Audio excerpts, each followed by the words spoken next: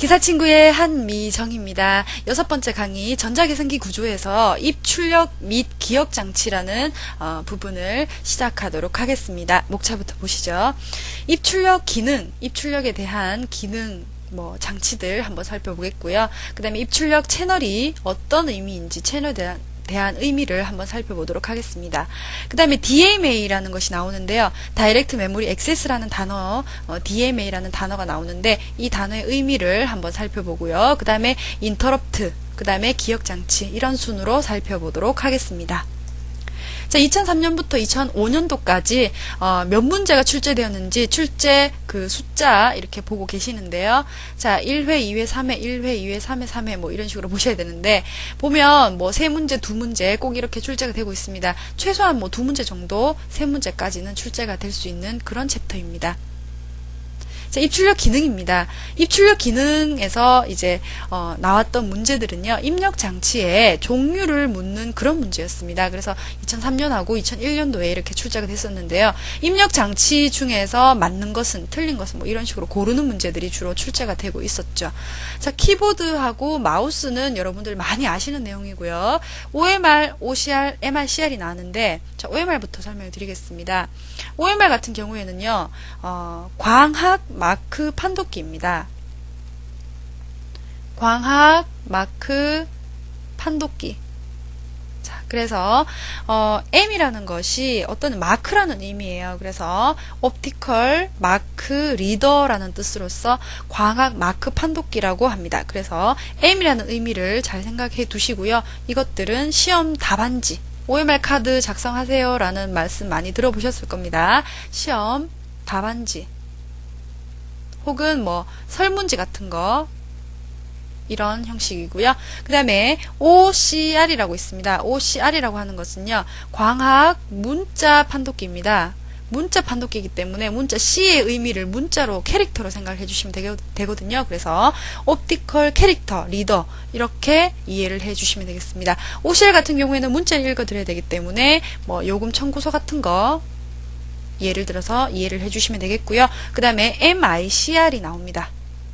MICR은 자기 잉크 문자 판독기입니다. 자기 잉크로 쓰여진 문자들을 판독하는 건데요. M이라는 말이 마그네틱이라는 의미고요. 마그네틱 잉크 캐릭터 리더, 마그네틱 잉크 캐릭터 리더라고 해서요. 자기 잉크로 쓰여진 문자들을 판독하는 겁니다. 그래서 자기 잉크로 쓰여진 문자들은 어떤 것이 있느냐면은 대표적으로 수표가 있습니다.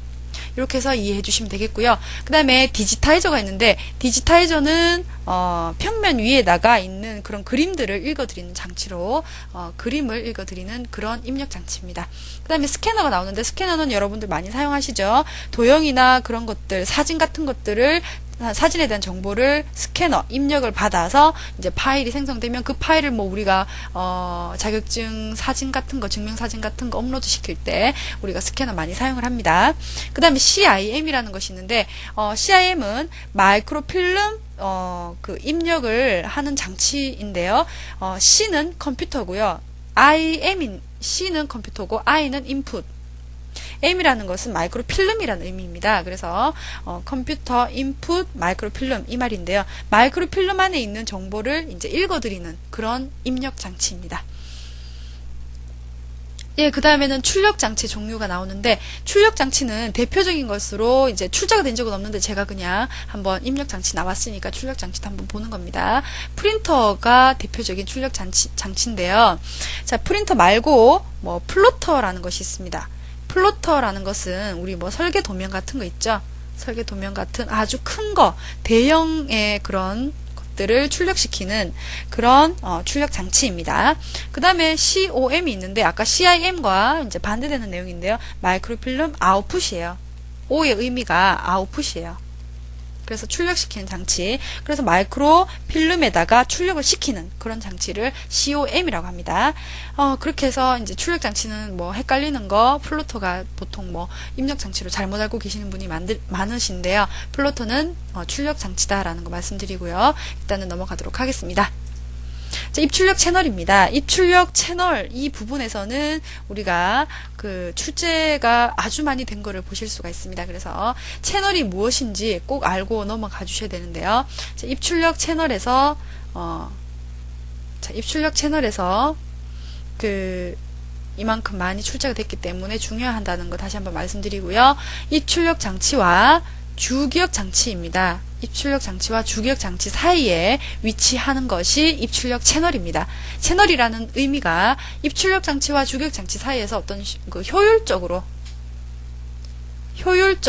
처리를 해주기 위해서 이제 속도에 대한 처리, 속도를 원활하게 해주기 위해서 일에 대한 처리를 원활하게 해주기 위해서 채널이라는 것을 중간에 두게 되는데요. 자, 위치해서 데이터 처리 속도의 차이를 줄이는데 도움이 되는 장치로 채널을 쓴다라는 거 다시 한번 말씀드리고요. 많은 입출력 장치를 동시에 독립적으로 동작을 시켜줍니다. 그래서 입력 장치들 워낙 많잖아요. 출력 장치도 많고 그런 것들에 대해서 독립적으로 이제 따로따로 이제 동작시킬 수 있도록 그것을 또 동시에 해주기 때문에 아주 효율적으로 처리할 수가 있겠죠. 시스템의 처리 능력을 향상시킨다. 같은 내용입니다. 같은 말입니다. 입출력 조작의 시간과 중앙 처리 장치의 처리 시간과의 불균형을 보완하는 입출력 조작의 시간과 혹은 또 중앙 처리 장치와 주기억 장치 사이에도 어떤 그 일이 있기 때문에 그런 처리 작업이 있기 때문에 그런 처리 시간과에도 불균형을 보완할 수 있는 기구, 장치, 입출력 채널로 이해를 해 주시면 되겠습니다. 자, 채널의 종류입니다. 채널의 종류는 지금 2004년도에 2번, 2년도에 1번 이렇게 출제가 되었는데요. 채널의 종류는 3가지가 있습니다. 셀렉트 채널과 멀티플렉스 채널이 있는데 블록 멀티플렉스 채널은 멀티플렉스 채널에서 조금 더 발전한 건데요. 일단 셀렉트 채널과 멀티플렉스 채널 두 가지를 구분해 주시고 시험은 멀티플렉스 채널이 더 많이 나왔습니다. 이 멀티플렉스는 꼭 알아두셔야 되겠지요. 자, 셀렉터 채널 같은 경우에는요. 한 번에 한 개를 선택하는 겁니다. 셀렉터 선택하는 거죠. 선택해서 이제 동작을 시키는 그런 채널이 셀렉터 채널입니다. 멀티플렉서부터 먼저 볼게요. 멀티플렉서 같은 경우에는 속도는 느리지만 동시에 많은 채널이 동작되도록 하며 하나의 입출력 채널을 이용해서 시분할로서 다수의 장치에서 데이터의 전송을 동시에 수행하는 채널이다. 뭐 이렇게 길게 설명이 되어 있는데 짧게 설명드리자면은 동시에 여러 개 위에서는 이제 한 번에 한 개였는데요. 이제는 동시에 여러 개를 처리하기 때문에 아주 속도가 빨리 처리를 할 수가 있습니다. 그래서 이 멀티플렉서 채널에 바이트 그 단위로 이제 전송을 하게 되는데 전송 단위가 바이트라는 거 말씀드리고요. 그 다음에 동시에 여러 개의 입출력 장치가 작동되도록 설계된 채널이다. 같은 내용인데요. 2004년, 2002년 다르게 이제 표현이 됐기 때문에 이렇게 표현을 했습니다. 그 다음에 블록 멀티플렉스 채널이 있는데요. 블록 멀티플렉서 같은 경우에는 블록 단위로 이루어집니다. 블록 단위. 그래서 아직까지 출제된 적은 없지만 멀티플렉서 같은 경우에는 바이트 단위이기 때문에 바이트 멀티플렉서 이렇게 바이트 멀티플렉서 채널이라는 그런 단어를 보시게 될 겁니다. 근데 블록은 블록 단위로 되기 때문에 같은 건데 블록 단위로 되기 때문에 블록 멀티플렉서 채널 이렇게 되어 있는데요. 블록 멀티플렉서 채널은요. 셀렉트 채널하고 멀티플렉스 채널하고 장점을 조합해서 만든 거예요. 그래서 단위는 블록 단위다라는 거 한 번 더 설명드리고요. 이 슬라이드에서 중요한 것은요. 멀티플렉서는 동시에 여러 개의 장치를 이제 처리를 한다라는 개념 꼭 알아두십시오. 그 다음에 DMA입니다. DMA 같은 경우에는요, 어디에서 어떤 의미인지 이제 설명을 드려야 되는데, 다이렉트 메모리 액세스라는 개념으로서요. 직접적으로 메모리를 액세스한다라는 의미입니다. 직접적으로. 그 말이 무슨 말이냐면은 CPU는 간섭을 하지 않아요. CPU는 개입하지 않고요. 주기억 장치와 입출력 장치 이 둘 간에 그냥 직접적으로 전송을 하는 겁니다. 그래서 좀 더 빠르게 처리를 할 수 있다라는 겁니다. 그래서 DMA 방식에 의한 입출력은 CPU를 경유하지 않고 전송하는 거다. CPU에 개입을 하지 않고 간섭 없이 그렇게 하는 거다라는 거 다시 한번 설명드리고요.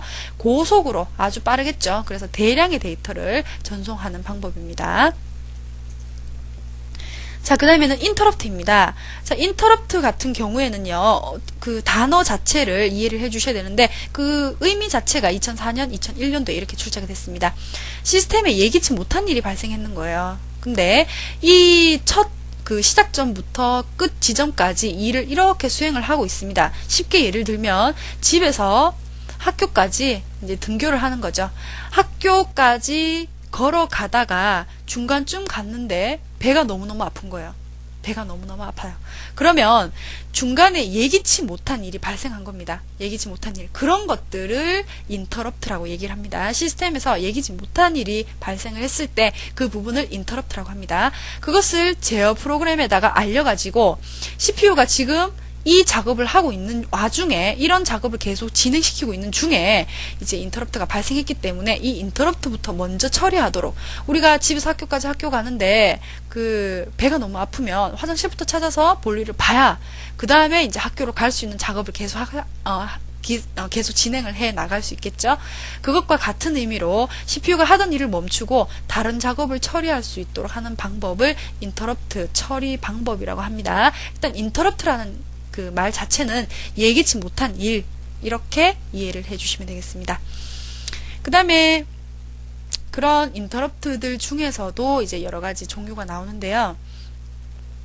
인터럽트 종류 중에서 입출력에 관한 한 입출력 작업을 하고 있는데 인터럽트가 발생된다. 예기치 못한 일이 발생된다. 그런 것들은 입출력 인터럽트라고 얘기를 합니다. 그래서 데이터의 뭐 인풋 아웃풋을 하는 도중에 뭐 그 오류가 발생되었다거나 뭐 착오에 의해서 발생되는 그런 오류들 뭐 그런 것들을 입출력 인터럽트라고 합니다. 그 다음에 외부 인터럽트는 말 그대로 외부에서 발생한 인터럽트인데 외부가 어떤 거냐 하면은 뭐 타이머가 종료를 한다거나 뭐 타이머 종료한다거나 뭐 혹은 뭐 다른 그 바깥에 있는 장치들, 버튼들이 조작되거나 외부에 있는 어떤 장치들이 동작이 되거나 내가 어떤 일을 하고 있는 도중에 다른 데에 있는 조작되는 어떤 그런 인터럽트들을 외부 인터럽트라고 합니다. 그래서 2002년도에 외부 인터럽트 이렇게 출제가 됐고요. 자, 그래서 이렇게 인터럽트가 발생을 하면 CPU가 하던 일들을 멈추고 그 인터럽트부터 먼저 처리를 시킨 뒤에 그 하던 작업을 계속 이어나가야 된다라는 개념 설명드리고 넘어가도록 하겠습니다. 자, 이번에는 기억장치입니다. 자, 기억장치는요, 우리 그 기본적인 기억장치는 우리 크게 그냥 가장 처음 떠오르는 것이 뭐 하드디스크 아시죠? 하드디스크, 본체에 있는 하드디스크가 있고요. 뭐 그 다음에 플로피 디스켓도 있고요. 그런 장치들을 보조 기억장치라고 합니다. 보조 기억장치. 그런데 지금 롬이라고 나와 있는데요. 이것은요, 리드 온리 메모리 라고 하는데요. 읽기만 가능한 메모리를 리드 온리 메모리 롬이라고 합니다. 그래서 롬의 의미는 읽을 수만 있다라는 내용이기 때문에 읽을 수 있는 데이터가 항상 그대로 있다라는 내용이죠. 그래서 기억된 내용을 읽을 수만 있고 전원이 꺼지더라도 차단되어도 기억된 내용이 소멸되지 않는다. 비휘발성이라는 얘기입니다. 이것이 비휘발성이라는 내용이고요. 그래서 리드 온리 메모리 롬이라는 것은 읽을 수만 있고 전원이 차단되어도 비휘발성이니까 내용이 날아가지 않는다라는 특징을 가지고 있습니다. 근데 그 롬 중에서도 EPROM에 대한 문제가 2005년도에 출제가 됐었습니다. EPROM이라는 것은요, E라는 것이 앞에 하나가 들어가 있는데, 자, EPROM이 있고 또 E 두 개 있는 PROM이 있습니다. 그 다음에는 E가 아무것도 없는 P롬이 있습니다. 그 다음에 마스크롬이 있는데요. 이렇게 해서 롬에 대한 그 종류는 4가지가 되는데 첫 번째 P롬부터 마스크롬부터 먼저 설명드릴게요. 마스크롬 같은 경우에는요, 제조회사에서 이미 만들어져서 출시가 되기 때문에 이거는 변경이 불가능합니다. 변경 불가능한 것을 마스크롬이라고 하고요. 그 다음에 P롬 같은 경우에는 사용자가 한 번 작성을 할 수가 있습니다. 그렇지만 한 번 작성을 한 뒤에 그 다음에는 변경이 불가능합니다. 그 다음에 이제 EPROM과 EEPROM 두 가지가 있는데 이 두 가지가 자주 헷갈리죠. 자, 이 두 개 붙어 있는 E가 두 개인 것은 전기로 지울 수가 있습니다. 근데 이가 하나 있는 이 P론 같은 경우 2005년에 출제되었던 이 P론 같은 경우에는 자외선으로 우리가 수정을 할 수가 있습니다. 이 P론은 다시 한번 설명드리지만 전기로 수정을 할 수가 있고요. 썼다 지웠다 할 수 있다라는 얘기죠. 그다음에 이 P론 같은 경우에는 자외선을 이용해서 지우고 쓰고 그 작업을 할 수 있다라는 내용입니다. 그 다음에 지금 D램이 나왔는데, 자, 앞에서는 롬을 했고요. 이제는 램에 대해서 설명을 드리도록 하겠습니다. 램이라는 것은 랜덤 액세스입니다. 랜덤 액세스 메모리, 이런 의미가 있는데요. 랜덤 액세스 같은 경우에는요, 읽기, 쓰기. 자, 랜덤 액세스, 램이라는 그 기억 장치의 특징은 읽기 쓰기가 가능한 기억 장치입니다. 아까 같은 경우에는요, 그 읽기만 가능했었는데 램 같은 경우에는 읽고 쓰기가 가능합니다. 그래서 랜덤으로 액세스한다, 임의의 접근이 가능하다라는 뜻인데요. 자, 램 중에서도 D램이 2002년도에 출제가 됐습니다. 자, D램과 더불어서 S램을 같이 외워주시면 더 도움이 되실 거예요. 자, D램 같은 경우에는요, 다이나믹 램이라는 뜻이 있습니다. 다이나믹 램이 있는데 이것은 주기억 장치로 사용을 합니다. 주기억 장치. 근데 S램 같은 경우에는요, 캐시 메모리로 사용을 하거든요. 자, 캐시 메모리로 대표적으로 사용을 하고 있는데, 플립플롭 회로가 전화를 축적시키는 방법으로 기억하였다가 자연 방전으로 인하여 전화가 소멸되는 것을 방지하기 위하여 일정한 시간 간격마다 다시 충전시켜 줘야 한다고 됩니다. 그래서 이 말은 뭐냐면 재충전이 필요한 거죠. 재충전이 필요한 거고요. 그 다음에 S램 같은 경우에는 재충전이 필요 없습니다. 재충전이 필요 없습니다. 재충전이 필요한 것은 D램이다. D램은 주기억 장치로 사용한다라는 것만 외워두시고요. 그 반대는 S램이 가지고 있다. 그래서 주기억 장치를 D램이 이제 사용을 하고요. 캐시 메모리는 S램으로 이제 사용을 한다라는 거 비교해서 외워두시고요. 자, 그 캐시 메모리, 캐시 기억 장치에 대해서 또 문제가 출제가 됐었습니다. 캐시 기억 장치는 다시 한번 설명드리지만 S램으로 우리가 캐시 메모리를 만든다라는 겁니다. CPU와 주기억 장치 사이입니다. 이것은 CPU하고요, 주기억 장치 사이에서 이제 처리 속도에 대한 맞추는 작업이죠. 이 중간에서 이 캐시 메모리가 하는 작업은 CPU는 너무너무 빨리 처리를 하고 주기억 장치는 너무너무 느리게 처리를 해주기 때문에 그 중간에서 속도를 조절하는 장치입니다. 그래서 고속 기억 장치인데 정보의 교환을 위해서 주기억 장치의 정보를 일시적으로 저장시켜주는 그런 고속의 기억 장치다라는 내용을 설명드렸습니다. 자, 이번에는 보조기억 장치인데요. 자, 보조기억 장치 중에서 우리 가장 대표적인 것이 예전에는 우리 플로피 디스크에 많이 사용을 했었습니다. 그런데 이제 하드디스크, 대표적인 것도 하드디스크 빼놓을 수 없죠. 하드디스크를 그냥 보조기억 장치 중에서 대표적인 것으로 생각을 해주시면 되고요. 자, 하드디스크는 자기 디스크라고 합니다. 자기 디스크 같은 경우에는요, 마그네틱 디스크라고 해가지고 자기 디스크 같은 경우에는 뭐 원판에다가 이제 자석 물질을 입혀가지고 저장 장치로 우리가 쓰는 것을 보조 기억 장치 중에서 자기 디스크라고 얘기를 합니다. 근데 자기 디스크는요, 직접 접근, 임의 접근이 가능합니다. 대표적인 것으로 CD롬을 생각해 주시면 되겠죠. CD롬 같은 경우에는 임의 접근이 가능하죠. 그래서 1번 곡, 뭐 2번 곡, 3번 곡, 5번 곡까지 5개의 곡이 있다면 내가 3번 곡을 듣고 싶다 그러면 우리 CD롬에서 그냥 딱딱 누르면 3번 곡이 딱 이렇게 그 플레이 되잖아요. 그것처럼 임의 접근이 가능하다라는 뜻입니다.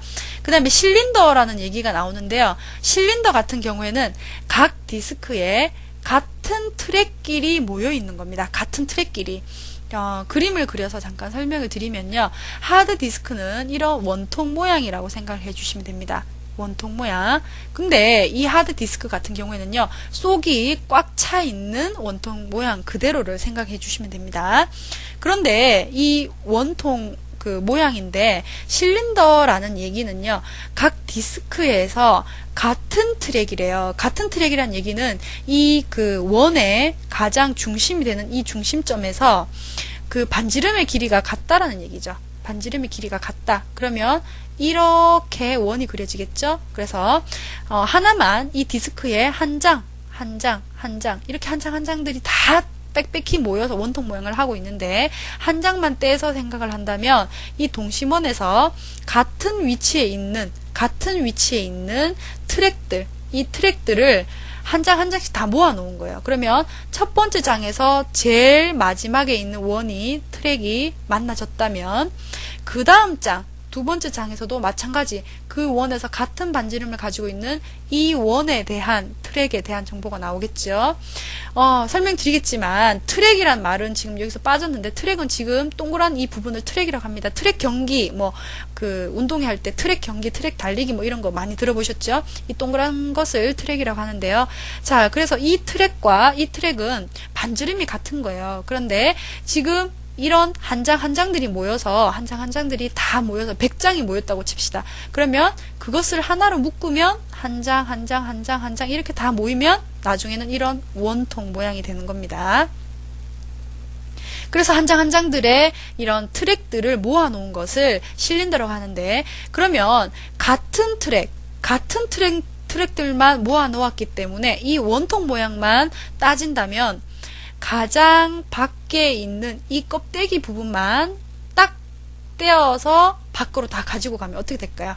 요런 모양이 됩니다. 요런 모양이 되는데요. 자, 이 안에는 텅 비어 있습니다. 왜냐하면 같은 트랙들의 모임이라 그랬죠. 같은 트랙들의 모임이니까 이 트랙만 빼온 거예요. 그 다음에 이 트랙만 빼온 거예요. 이 밖에 있는 트랙만 빼왔기 때문에 이 안에는 비게 되는 거죠. 그래서 실린더에 대한 의미를 꼭 알아두시고요. 섹터라는 것은 이렇게 그 원통 모양에 되어 있는 것을 수박처럼 자른 모양, 그런 것을 섹터라고 합니다. 그 다음에 트랙은 방금 설명드린 것 같이 동그란 부분, 이 부분을 트랙이라고 하고요. 트랙과 섹터 구분을 해 주십시오. 그 다음에 이런 그 디스크가 이렇게 있다면, 이 많은 디스크들 중에서 내가 원하는 데이터가 여기에 있다면 이 디스크, 첫 번째 디스크를 찾아서 그 원하는 데이터까지 찾아가는 시간, 이런 것들을 우리가 생각을 해볼 수가 있는데, 그 부분을 시크타임, 서치타임, 액세스타임 이렇게 세 가지로 구분이 됩니다. 자, 첫 번째 시크타임 같은 경우에는요, 트랙까지 찾아가는 시간을 시크타임이라고 합니다. 그래서 트랙이 몇 번째 트랙이 있는지 그것을 찾아가는 시간을 시크타임이라고 하고요. 그 다음에 서치타임 같은 경우에는 이제 트랙을 찾았으니까 그 트랙 중에서도 몇 번째 조각에 있는지 섹터를 찾아가는 시간이 있습니다. 그 부분이 서치타임이 됩니다. 그 다음에 액세스타임 같은 경우에는요, 그 시크타임과 서치타임과 데이터 전송 시간, 그 데이터를 찾았으면 그 데이터를 옮겨주는 시간까지 더한 것을 액세스 타임이라고 합니다. 알아두시고요. 자, 그래서 자기 테이프가 이제 또 앞에서는 자기 디스크가 나왔는데 뒤에서는 자기 테이프가 나왔습니다.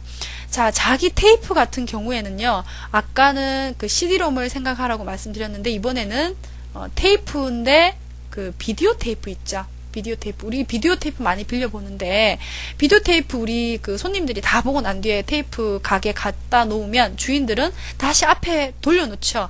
그 얘기는 뭐냐면 순차적으로만 접근이 가능하기 때문에 그렇습니다. 그래서 테이프가 쉽게 말씀드리면 이렇게 계속 돌돌돌 돌려 말려 있는데, 이 맨 앞에서 이제 영화가 시작이 되는 거잖아요. 근데 우리들은 처음부터 이제 끝까지 다 본 거예요. 지금 이 상태까지 와 있는 거죠.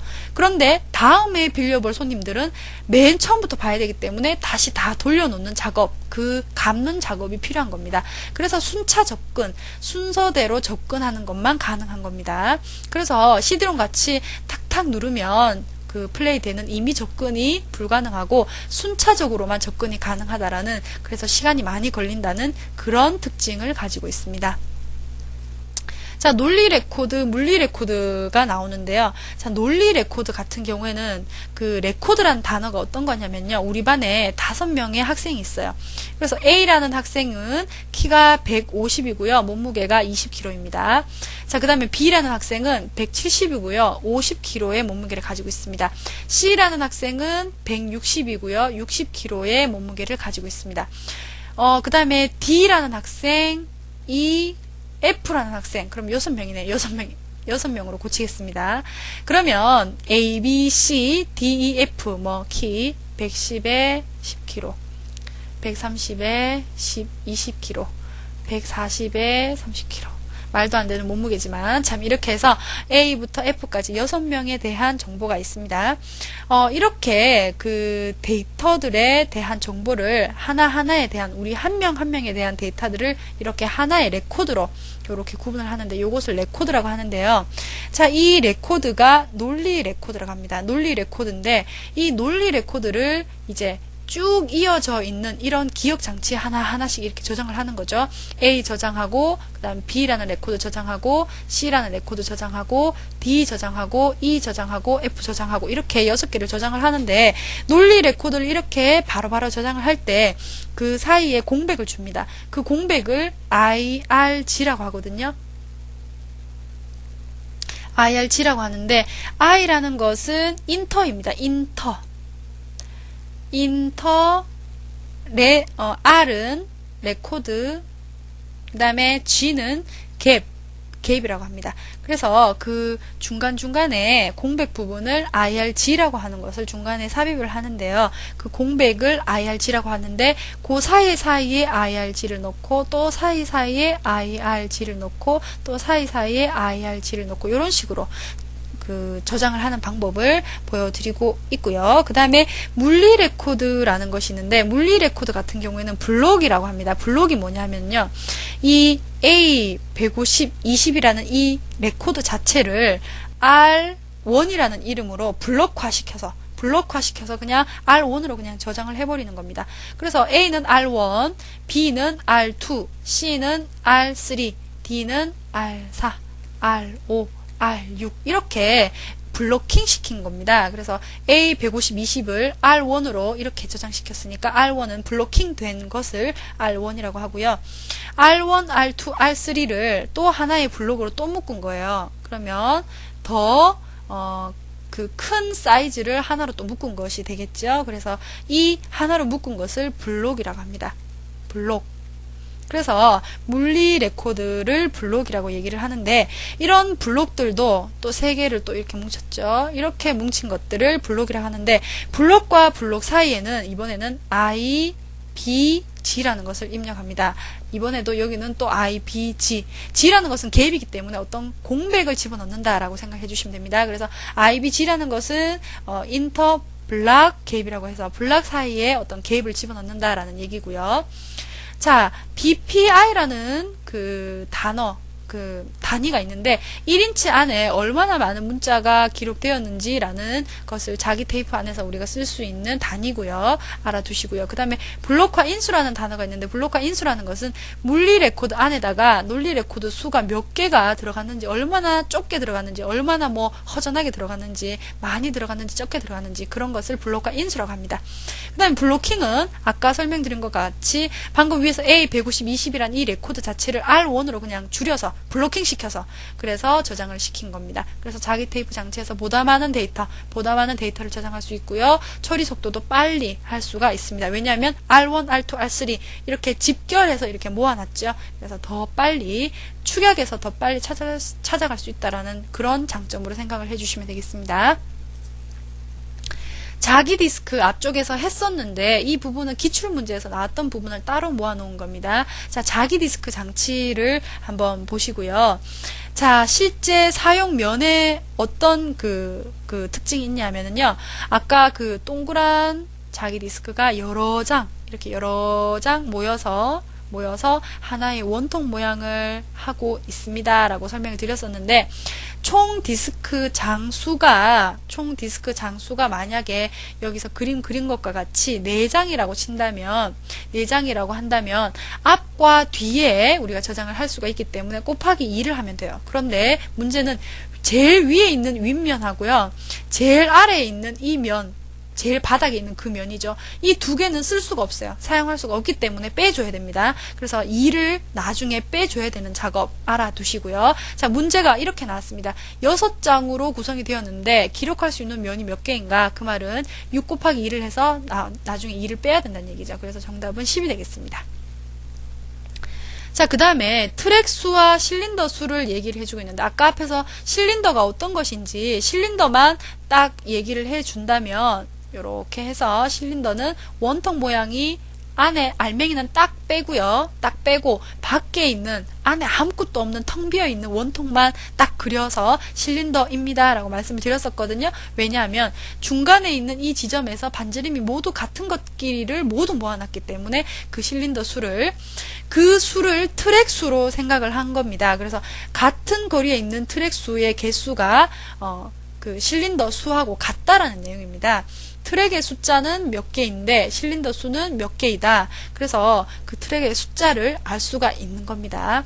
그래서 4개의 장으로 이루어진 디스크팩에서 한 면에 200개의 트랙을 사용할 수 있다라고 할 때 이 디스크팩에 사용 가능한 실린더 수가 몇 개인가 라고 되어 있는데요. 지금 여기서 200개의 트랙 수라는 것이 먼저 나왔기 때문에 트랙 수는 실린더 수예요. 그래서 200이 됩니다.